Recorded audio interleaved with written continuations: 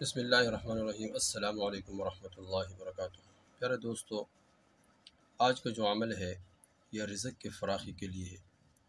رزق کی فراخی کے لیے ہم کئی اعمال بتا چکے ہیں اور کئی ویڈیو بنا چکے ہیں، لیکن اکثر لوگ یہ کہتے ہیں کہ جی کوئی اور عمل بھی بتا دیے، جی یہ تو مہربانی ہوگی۔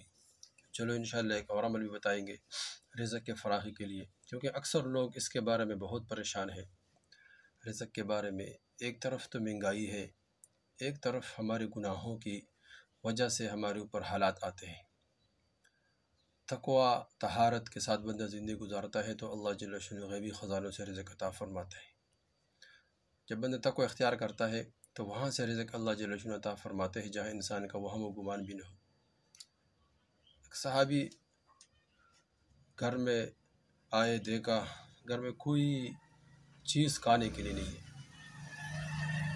تو فرمایا کہ بیوی سے کہا کہ نفل پڑھو، وضو کرو، نفل پڑھو۔ میں بھی نفل پڑھتا ہوں، وضو کرتا ہوں۔ فرمایا کوئی نفل پڑھ لیا، وضو کیا، نفل پڑھ لیا، 3 مرتبہ اس طرح کیا۔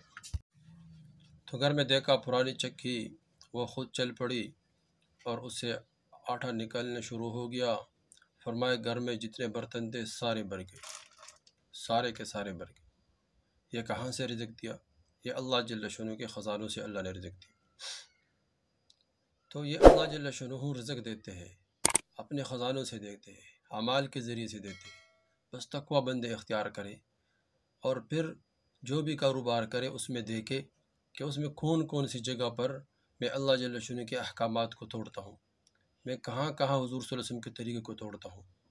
اب اس کاروبار کو، اس تجارت کو شریعت کے مطابق کرے، علماء سے پوچھے اور ان کے سامنے اپنے تجارت کا جو معاملات ہے وہ رکھے کہ یہ ہمارا جو تجارت اس طریقے پر ہم چل رہے ہیں، کیا یہ ٹھیک ہے، یہ شریعت کے مطابق ہے یا نہیں ہے۔ اگر اس میں کہیں سود داخل ہو اور اس میں رشوت داخل ہو تو پھر اس سے کاروبار سے اللہ جل شانہ برکت اٹھا دے گا۔ اور میرے اوپر زکوٰۃ فرض ہے یا نہیں ہے، کتنے مال پر زکوٰۃ فرض ہے۔ اب یہ ساری چیزوں کے جب ہم خیال کریں گے، یہی تقویٰ ہے کہ گناہوں سے بچے، حکم کو پورا کرے، اللہ جل شانہ کے حکم کو پورا کرے، حضور صلی اللہ علیہ وسلم کے طریقے کو پورا کرے، گناہوں سے بچے۔ انشاءاللہ اس کی وجہ سے اللہ جل شانہ رزق میں وسعت عطا فرمائیں گے۔ تو یہ ایک طرف تو حالات ہے، ایک طرف ہمارے گناہوں کی نحوست ہے، آنکھوں کی حفاظت نہیں ہے، کانوں کی حفاظت نہیں ہے، زبان کی حفاظت نہیں ہے، دل دماغ کی حفاظت نہیں ہے، ہاتھ پیر کی حفاظت نہیں ہے۔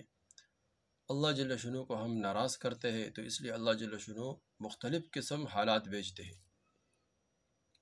فرمایا حدیث شریف میں آتا ہے کہ آسمان میں انسان کے لیے 2 دروازے ہیں، ایک دروازے پر انسان کے اعمال جاتے ہیں اور دوسرے دروازے پر انسان کے لیے حالات آتے ہیں۔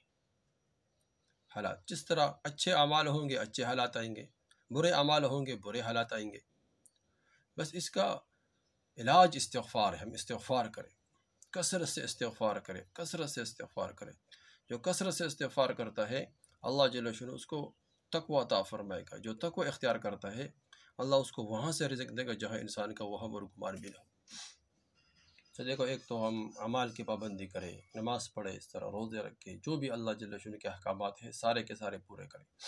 حج فرض ہے، حج کرے، اور اسی طرح زکوٰۃ فرض ہے، زکوٰۃ دے۔ تو اس طرح ہم تمام اعمال کی پابندی کریں گے، یہ تقویٰ ہے، اس کے ذریعے سے اللہ جل شانہ رزق عطا فرمائیں گے، رزق۔ تو اس طرح دوستو ہم یہ اعمال بھی کریں، اور اسی طرح جو وظیفہ بتائیں گے اس وظیفہ کو یقین کے ساتھ کہ اس کی وجہ سے اللہ جل شانہ ضرور رزق دے گا، اور جو وظیفہ ہم کریں گے اس کی وجہ سے اللہ جل شانہ حالات بنائیں گے، اس کی وجہ سے اللہ جل شانہ مصیبتیں پریشانی دور کریں گے۔ تو اس طرح یقین کے ساتھ ہو اور وظیفہ پڑھتے وقت اللہ جل شانہ کی طرف دھیان ہو کہ اللہ مجھے دیکھ رہا ہے، اللہ جل شانہ میرے جو لفظ میں زبان سے کہتا ہوں کہ اللہ سن رہے، اللہ جل شانہ میرے ساتھ ہے۔ انشاءاللہ اس وظیفے کی وجہ سے اللہ جل شانہ ضرور ضروریات حاجات کو پورے فرمائیں گے اور اللہ جل شانہ رزق میں وسعت عطا فرمائیں گے۔ تو دوستو چلو وہ کون سا وظیفہ ہے جس کی وجہ سے ہمارے رزق میں وسعت ہو، لیکن دوستو اس کا خیال کرنا کہ یہ وظیفہ 40 دن مسلسل کرنا ہے، اس میں ناغہ نہیں کرنا۔ اگر ناغہ ہو بھی گیا تو چلو وہ دوسرا دن وہ ڈبل پڑے، تو اس میں کوشش کرنا چاہیے کہ ناغہ نہ ہو، روزانہ صرف ایک مرتبہ یہ عمل کرنا ہے، صرف ایک مرتبہ، اور وہ 3 تسبیح پڑھنی 100 کی۔ ایک تسبیح یہ ہے کہ ہم سورہ اخلاص پڑھیں، قل هو اللہ احد اللہ الصمد لم یلد ولم یولد، یہ سورہ اخلاص پڑھے آخر تک اعوذ باللہ بسم اللہ کے ساتھ۔ ایک دفعہ اعوذ باللہ بسم اللہ کہے، پھر صرف سورہ اخلاص 100 مرتبہ پڑھے، 100 مرتبہ۔ اب سورہ اخلاص کے بعد پھر درود شریف پڑھے 100 مرتبہ۔ ویسے درود ابراہیمی پڑھ لیا تو بہت اچھی بات ہے، لیکن درود ابراہیمی نہیں پڑھ سکتے، زیادہ وقت لگتا ہے، تو کوئی بھی عمل، کوئی بھی درود شریف پڑھے 100 مرتبہ، اور پھر 100 مرتبہ یہ دعا کہ اللہم اکفنی بحلالک عن حرامک واغننی بفضلک عمن سواک، اللہم اکفنی بحلالک عن حرامک واغننی بفضلک عمن سواک۔ یہ بہت زبردست دعا ہے۔